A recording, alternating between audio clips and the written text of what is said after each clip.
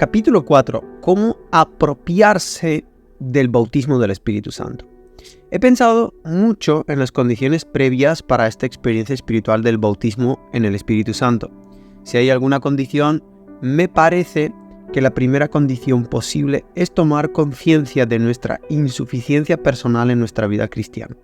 Debemos reconocer nuestra derrota, nuestra indiferencia, nuestra falta de poder y nuestra falta de fe, etc. Segundo, debemos desear que esta condición cambie. Con esto quiero decir que desarrollamos un serio deseo o hambre de ser cristianos victoriosos. Tercero, debemos querer que nuestras vidas honren a Dios y sean utilizadas en su servicio para su gloria. Entonces, no pedimos una elevación espiritual para hacernos sentir bien o una experiencia que pueda impulsar nuestro ego u orgullo espiritual. Más bien, estamos pidiendo poder y dones para hacernos proporcionales a la tarea que tenemos ante nosotros de atar al hombre fuerte y saquear su hogar. La tarea es derribar las puertas del infierno, porque en nuestra victoria Dios es glorificado, honrado, complacido y nosotros somos edificados. Este empoderamiento permite que nuestra fe se exprese en amor. Billy Graham dijo: "Creo que es una pérdida de tiempo para nosotros los cristianos buscar un poder que no pretendemos usar, poder en la oración, a menos que oremos, por fuerza para testificar sin testificar, para poder a la santidad sin ser intencionales para vivir una vida santa, para que la gracia sufra, a menos que tomemos la cruz, para poder en el servicio, a menos que sirvamos". Alguien ha dicho: Dios da la gracia de morir solo a los moribundos. Estoy emocionado por lo que veo que sucede en el cuerpo de Cristo en este momento. Desde que fui al viñedo, a la iglesia de la Viña de Toronto, y estaba acostumbrado a comenzar las reuniones, he tenido el privilegio de la gracia de Dios de reunirme con líderes clave de las corrientes evangélicas y pentecostales. Estoy descubriendo que hay mucha más apertura a la diversidad de experiencias espirituales que hace 20 años atrás. Encuentro a los pentecostales abiertos a trabajar conmigo, sabiendo que no creo que uno deba hablar en lenguas para ser bautizado en el Espíritu. Aunque he tenido un lenguaje de oración desde 1971, no ocasionó mi bautismo en el Espíritu Santo. Al mismo tiempo encuentro evangélicos que están abiertos a trabajar conmigo sabiendo que sí creo en los dones del Espíritu y en el bautismo del Espíritu que ocurre simultáneamente con la conversión y más a menudo después de la conversión. Estoy encontrando hombres de banda evangélica que admiten que fueron bautizados en el Espíritu Santo después de su conversión. También me encuentro con pentecostales que admiten que creen que uno puede ser bautizado en el Espíritu Santo antes de recibir el lenguaje de la oración, en el momento que uno lo recibió o después de recibirlo. En resumen, las paredes tradicionales están comenzando a caer. ¿Por qué?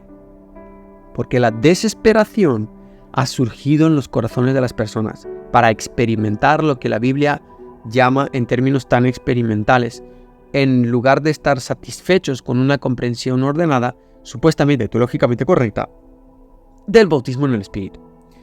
Mientras asistía al seminario, en el Seminario Teológico Bautista del Sur en Louisville, Kentucky, el doctor Louis Drummond me contó sobre el gran avivamiento de Shantung entre la misión del norte de China de la Convención Bautista del Sur. Aunque me gradué en 1977, nunca había leído nada sobre Shantung, sobre el avivamiento de Shantung, el libro que reimprimí en 1995, 20 años después. Durante varias semanas tuve la impresión de pensar en algo sobre el avivamiento de Shantung y leerlo. Fui cautivado por este avivamiento entre los misioneros bautistas del sur en 1932. Está claro que comenzó entre los líderes que estaban cansados y agotados. Admitieron su necesidad de más y descubrieron que algunos de los líderes entre ellos ni siquiera habían nacido de nuevo. El énfasis fue un estudio de la Biblia relacionado con el Espíritu Santo y un bautismo del Espíritu Santo. Mientras leía el avivamiento de Shantung, encontré todo lo que ha estado sucediendo en la bendición de Toronto, excepto los sonidos de los animales que han sido tan desproporcionados. Escribo esto el 18 de abril de 1996 y que yo sepa, solo ha habido 12 veces que hubo sonidos de animales en la comunidad cristiana del aeropuerto de Toronto y solo 3 veces en las reuniones que he dirigido. Teniendo en cuenta que ha habido reuniones 6 noches a la semana desde el 20 de enero de 1994 en Toronto y he estado en más de 350 reuniones de renovación. 15 ocurrencias no es indicativo de que esta sea una de las cosas principales que Dios ha estado haciendo en esa renovación. Pero sobre las otras cosas que a menudo ocurren, temblores, caídas, llantos, risas, todas estas cosas ocurrieron en el avivamiento de Shantung. Estas cosas parecen ocurrir en todas partes en que la gente ha estado buscando la plenitud del Espíritu Santo. He encontrado evidencia de esto en avivamientos protestantes en todo el mundo, de historias católicas romanas, de avivamiento y de la Biblia. Capítulo 5. Resumen. Permítanme decir que creo que la Biblia no se ajusta ni al sistema pentecostal ni al evangélico con respecto al bautismo en el Espíritu Santo. Ambos son demasiado estrechos. Creo que el mismo Dios que no hizo 2 huellas digitales o 2 copos de nieve por igual, no tuvo la intención de hacer que nuestra experiencia de su Espíritu fuera la misma para todos. De hecho, cuando miramos los pasajes de Hechos, encontramos que las personas fueron bautizadas en el Espíritu Santo en una reunión de oración con lenguas, como en Hechos 2, en otra reunión de oración sin lenguas, en Hechos 4:31. Algunas veces el Espíritu vino después del bautismo con la imposición de manos, sin que ocurrieran lenguas, Hechos 8. En otras ocasiones se nos dice los detalles de cómo o cuándo alguien fue bautizado en el Espíritu en Hechos 9. El bautismo en el Espíritu puede ocurrir en el momento de la conversión, antes del bautismo en agua, con lenguas y profecías que lo acompañan, como en Hechos 10. O también puede ocurrir después del bautismo en agua con la imposición de manos acompañado de lenguas y profecías. Parece estar trabajando aquí un Dios al que le gusta la diversidad. Y sugiero que debemos aprender a que nos guste la diversidad. Creo que si pudiéramos aprender a apreciar esta diversidad bíblica, nos permitiría apreciar la diversidad dentro del cuerpo de Cristo que Satanás ha usado para dividirnos. En mi iglesia honramos y damos la bienvenida a las personas que han tenido experiencias que reflejan la diversidad del Nuevo Testamento. Nosotros no intentamos convencerlos de que su experiencia no es válida o no es normativa. Más bien enfatizamos que Dios es libre de bautizarnos y de llenarnos con su Espíritu de cualquier manera que Él elija. De esta manera podemos encontrar la unidad en medio de la diversidad.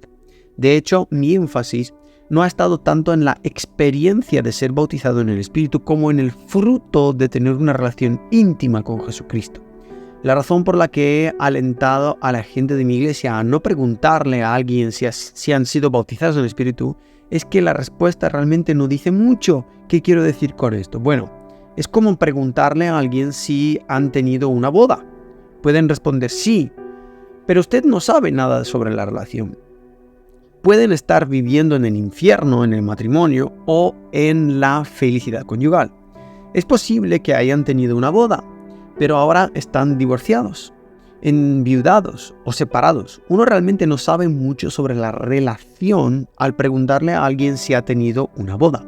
Más bien pregúnteles qué tan íntimos son con su pareja y si lo aman más hoy que cuando se casaron por primera vez. De la misma manera, la gente podría haber tenido una experiencia, llamarla bautismo en el Espíritu Santo, hace años, pero ahora están fríos, tibios o descarriados, o pueden estar apasionadamente enamorados de Dios. Centrarse en la relación. De esta manera, la gente no puede esconderse detrás de una experiencia del pasado.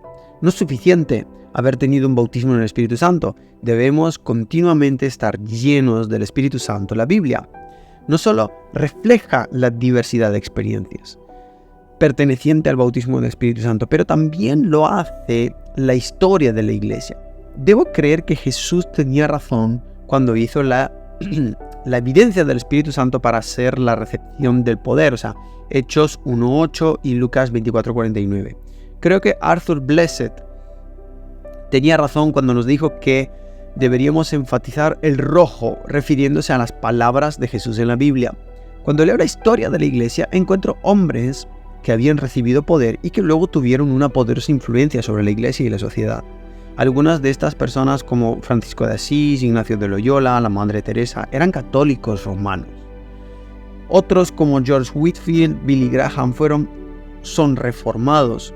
Otros, como John Wesley, Stanley Jones, Charles Finney, eran arminianos.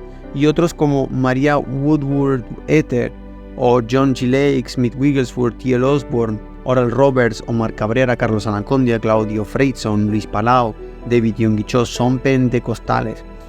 No puedo creer que los no pentecostales mencionados anteriormente no fueron bautizados con el Espíritu Santo, porque no hablaron en lenguas. Y creo que otros han hablado en lenguas, pero que han tenido poco impacto en la iglesia y en la sociedad, y han sido bautizados en el Espíritu.